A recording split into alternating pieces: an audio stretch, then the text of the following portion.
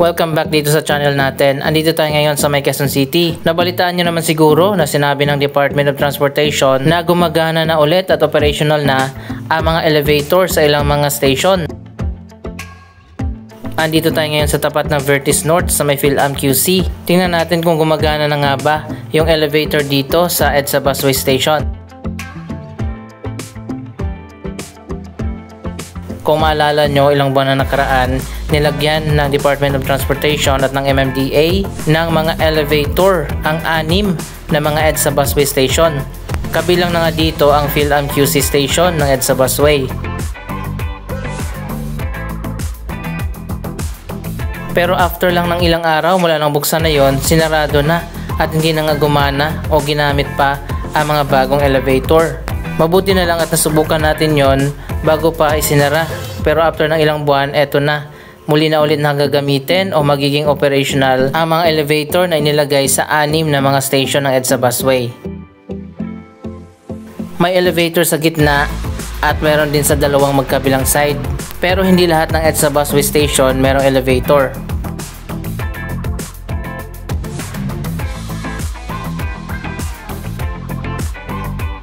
So ayan guys, ito na, malalaman na natin kung pwede na nga bang gamitin, lalong-lalo na ng mga PWD, mga senior citizen, pregnant passengers at mga bata ang elevator.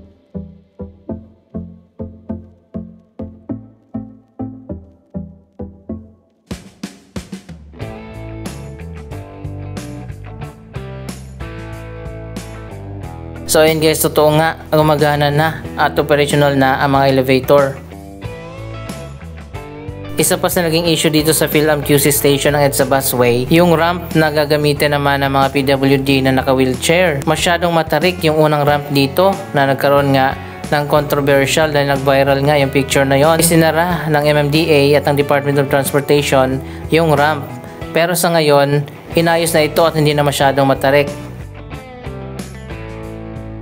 Ayan, pwede na gamitin o daanan ng mga naka-wheelchair na gagamit ng elevator. Isa pang dinagdag dito ang wheelchair lift. Hindi ko lang alam kung bawat EDSA Busway Station ay meron ng lift.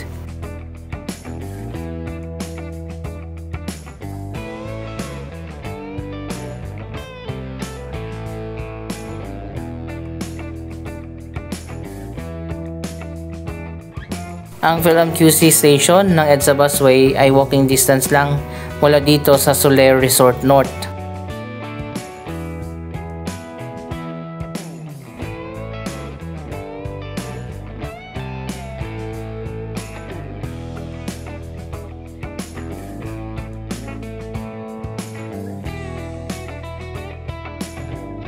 May inilagay na rin dito sa gilid yung para sa mga bike.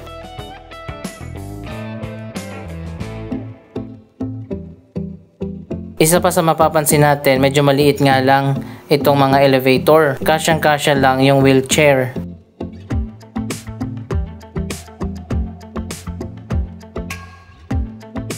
Ito naman talaga ay para sa mga nangangailangan at nahihirapan nga na umakyat sa mga hagdanan ng EDSA Busway, katulad nga ng mga PWD at mga senior citizen.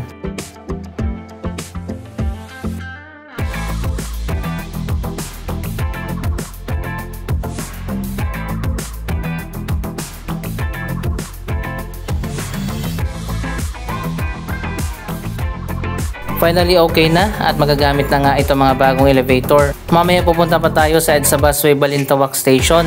Nilagyan din nyo ng elevator, tingnan natin kung gumagana na rin doon.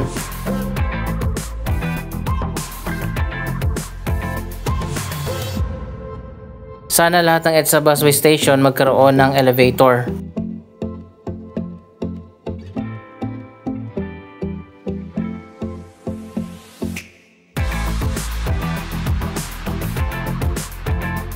Anyway, magsisimula na ang EDSA Busway Modernization.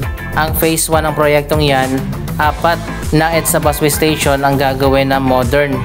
Pero hindi pa natin alam anong klaseng modernization yung gagawin. Kaya abangan natin yan next month dahil magsisimula na yan.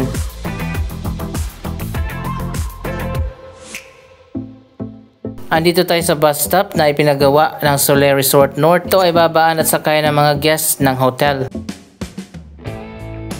May pagka-modern din Ang bus stop dito may mga LED screen at digital indicators.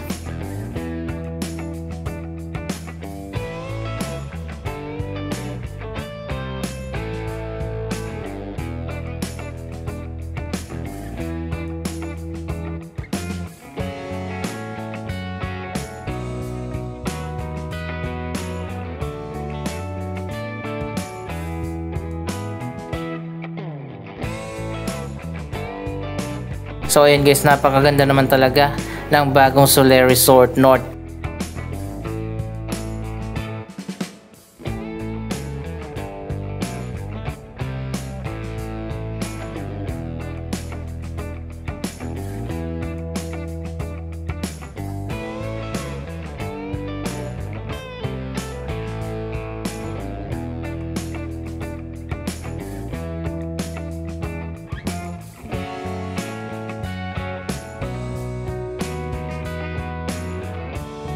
Ang UNTV Tower pala hindi pa rin tapos hanggang sa ngayon, pero yung tatlong spiral na lang dyan sa taas yung ilalagay.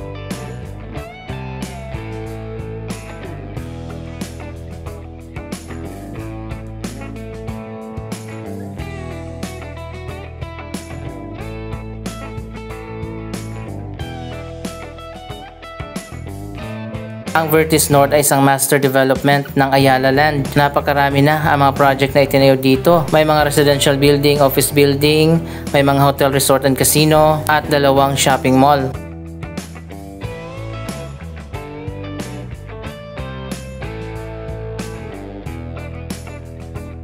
Magpapatuloy pa ang development ng Vertis North sa mga susunod na taon. Anyway, balik na tayo sa EDSA Busway. Puntahan naman natin ang Balintawak Station.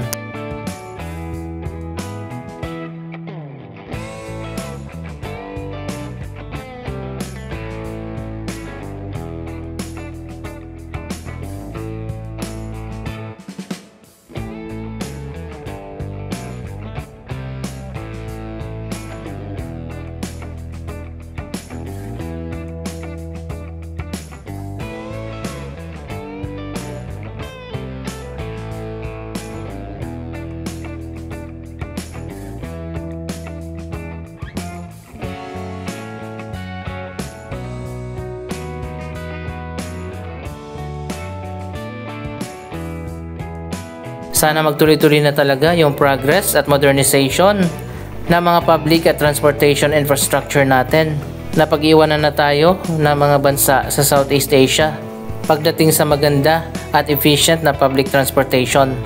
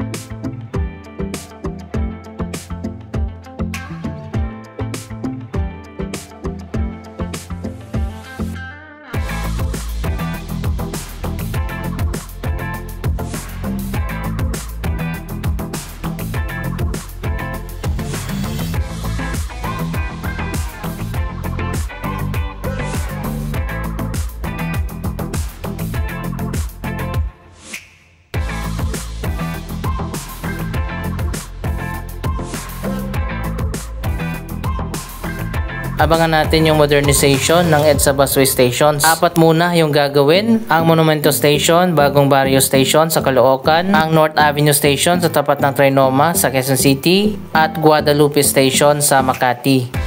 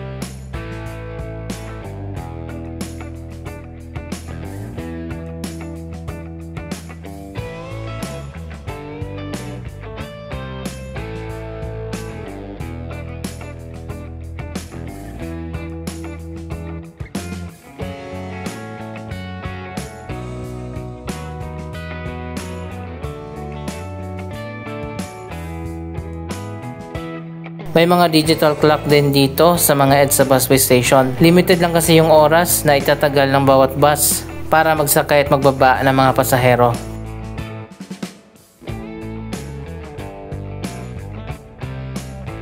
Anyway, dito na tayo sa Balintawak Station.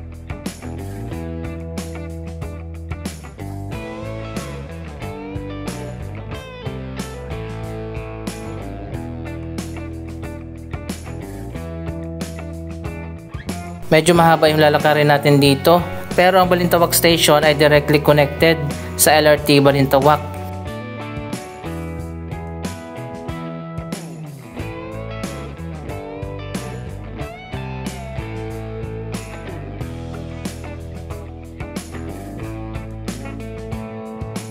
So ayan guys, gumagana na rin ang mga bagong elevators dito sa Balintawak Station ng EDSA Busway.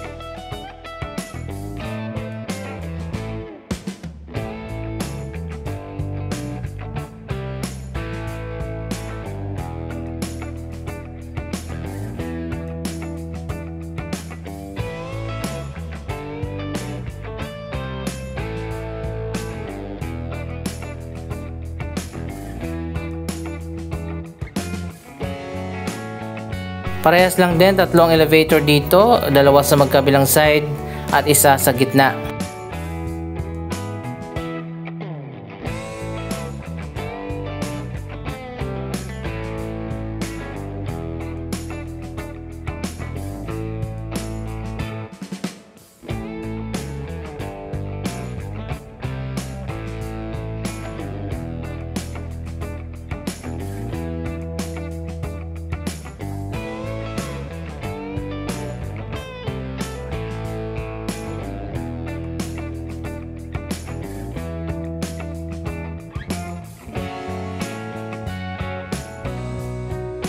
Siguro soon kapag na-modernize na ang lahat ng mga EDSA busway station, lahat siguro ay magkakaroon ng elevators.